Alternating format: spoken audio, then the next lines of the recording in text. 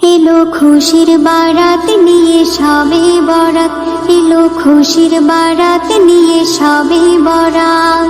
মুমিনেরই দেহে বহে খুশির জোয়ার, মুমিনেরই দেহে বহে খুশির জোয়ার।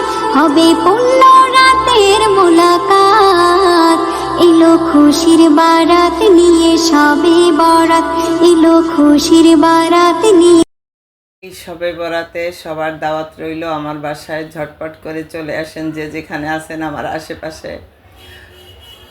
তো হ্যালো এভরিওয়ান, আসসালামু আলাইকুম। সবাই কেমন আছেন?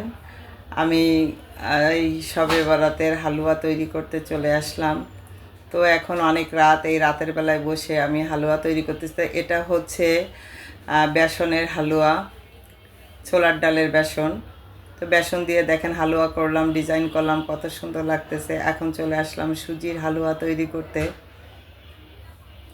তো সুজির হালুয়াটাও এখানে আমি আগে চিনি দিয়ে ক্যারামেল তৈরি করে নিয়েছি। এখানে আমি কিছু নারিকেলও দিলাম।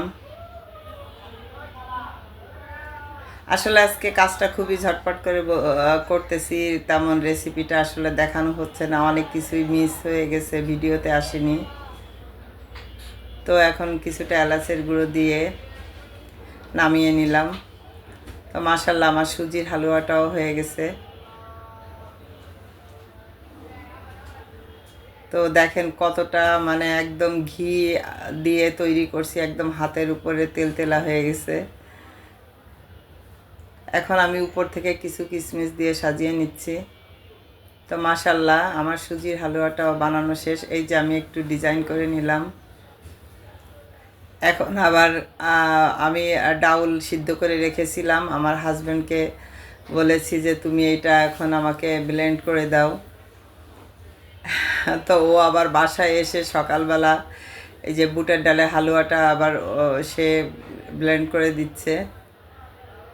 আমি বললাম যে হালুয়া শুধু আমি একা খাই, তোমরা সবাই তো খাবা, তো আমার সঙ্গে সঙ্গে সবাই হাত লাগাও। আসলে অনেক কষ্ট হালুয়া তৈরি করতে। তো হাসতেছে, আমি একটু মজা করতেছিলাম। তো যাক, ভালোই মাশাল্লাহ সে আমাকে ব্লেন্ড করে দিচ্ছে।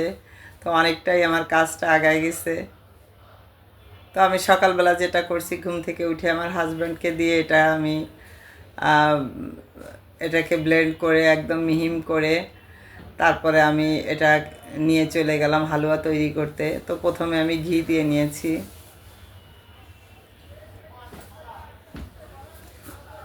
আর এই যে হালুয়ার সেই পেস্টটা আমি দিয়ে দিচ্ছি। তো এখন এটাকে একটু ভালো করে আমি কষিয়ে নিব। ভালো করে কষিয়ে নেওয়ার পরে আমি এখানে চিনি দিয়ে দিলাম।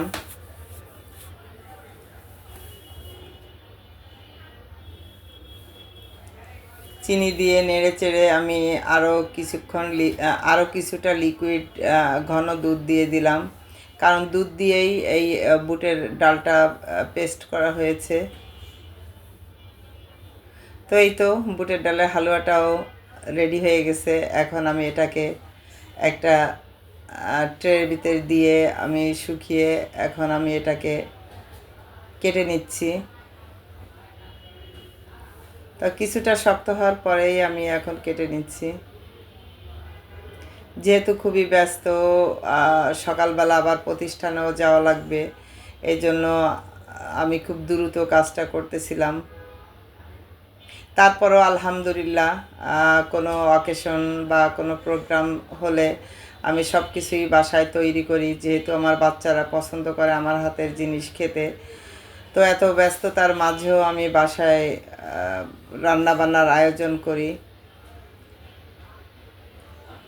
সবাই অবাক হয়ে যায় যে আপনি একটা প্রতিষ্ঠান চালান, তারপরে বাসা, তারপরে আপনার এই যে এত কাজ কিভাবে করেন। তো যাই হোক, আল্লাহর ইচ্ছা।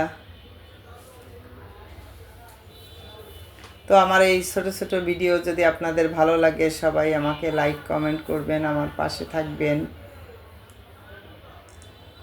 আল্লাহ হাফেজ।